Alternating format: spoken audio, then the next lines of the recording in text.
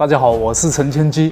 最近视频做得慢，主要是我沉迷于《死亡搁浅2》，无论是游戏中的美术还是音乐，都 get 到我的 XP。一天呢，最少4、6小时都在击剑刷5星。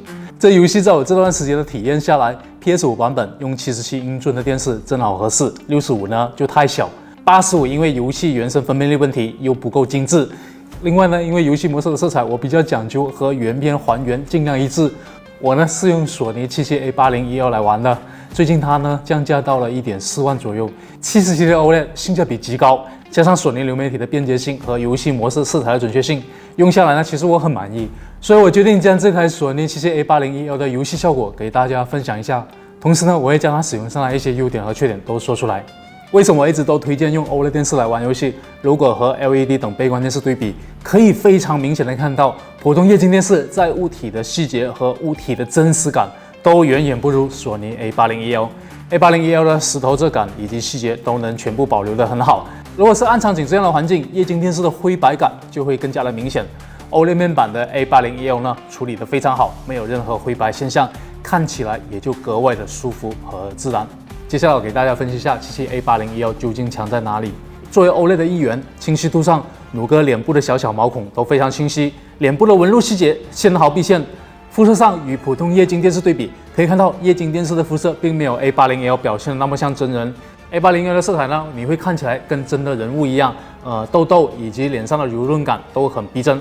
至于亮度，面对高亮画面时，索尼 A80E1 并没有出现亮度过爆的情况。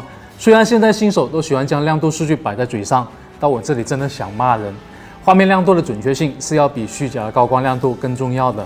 前者呢，你能感觉到游戏真实的氛围；后者第一眼虽然看起来亮，但你长久看不但眼睛受不了，你也永远感受不到游戏本身真实的画面。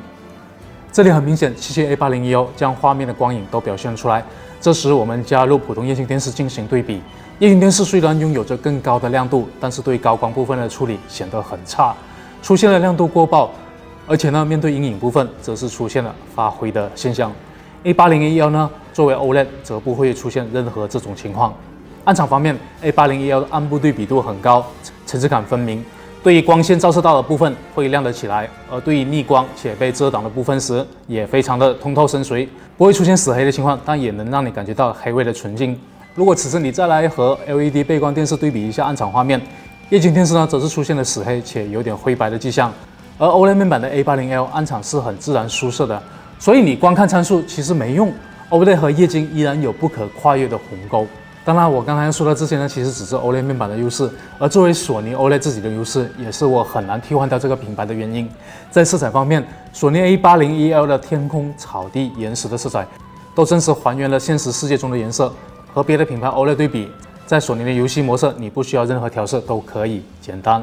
而在我们俗称的画面立体感方面，你可以看到，在这些岩石轮廓立体感更是秒杀普通液晶电视。可以看到，液晶电视即使有着超越 A80E1 的亮度，可是呢，对阴影部分的压制很一般，导致立体感呢远低于 A80E1。液晶呢更像是一幅画 ，A80E1 更像现实。除了《死亡搁浅2》，在近期另外一款画面精美感超足的33号远征对峙中，77A80E1 也有着很不错的表现。即使面对光影极其复杂的环境，77A80E1 的地面反光效果呢也还很不错，质感呢也很真实，也没有出现过曝而导致丢失画面细节。面对空中交错分布的高光线条也是条条分明，该暗的暗，该亮的也亮。在这段游戏画面中可以看到，阳光照射下来，被树木遮挡产生的阴暗交错，都有着现实的意境，细节呢更是直接拉满。而在很爽的战斗画面中，人物技能发出的特效相当晶莹剔透，光效很好。最重要的一点，就算是 PS5 画质模式的30 FPS， 在这台电视你是玩得下去的，因为它不会出现很明显的卡顿掉帧的画面，动态呢很好。除了这两个游戏之外呢，其他游戏呢其实也同样如此。A80E1 依然强悍，游戏就是 OLED 电视的绝对优势项。当然，除了游戏效果不错之外，我发现还有一个很厉害的用途，就是 HDR 电影。它走的是亮度还原的路线，能突出 HDR 的黑和自然的黑阶过渡，并不会对画面有任何提亮，和原片保持一致。说实话呢，这个难度比单纯的把画面加亮要难。但是很可惜，我也知道现在的用户更关注亮度数据而不是时机，这也是索尼现在面临的难关。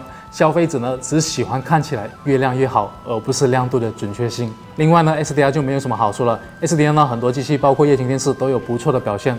我觉得这个视频呢是给你介绍 A8012好的2个地方。最后总结一下，其实 A8012更像是一台色彩亮度的标杆 OLED 电视。你想要准确的色彩和准确的 HDR， 索尼呢依然强悍。不过索尼 OLED 呢，因为官方自己宣传少，路人好像觉得名气不高，但实际上都是被人小看的。包括上一期视频的索尼 OLED 显示器一样也是被小看了。它们的实际效果都很好，也都不是为了追求亮度数据给你虚假的高亮度画面。如果你结合了价格，77寸 OLED 电视，其实 A8012只需要14999，你们各种券加上优惠也就14499，画质呢也超越了大多数迷你的电视。这台电视呢，我实际使用下来感觉超值，性价比很高。毕竟它的替代产品77XR80这回还要26000呢，效果呢还差距不大。做视频下来呢，其实 A8012依旧可以上场，依然不会落伍。如果你觉得有道理，记得给我们点一个免费的关注和1键3连。我们下期视频再见。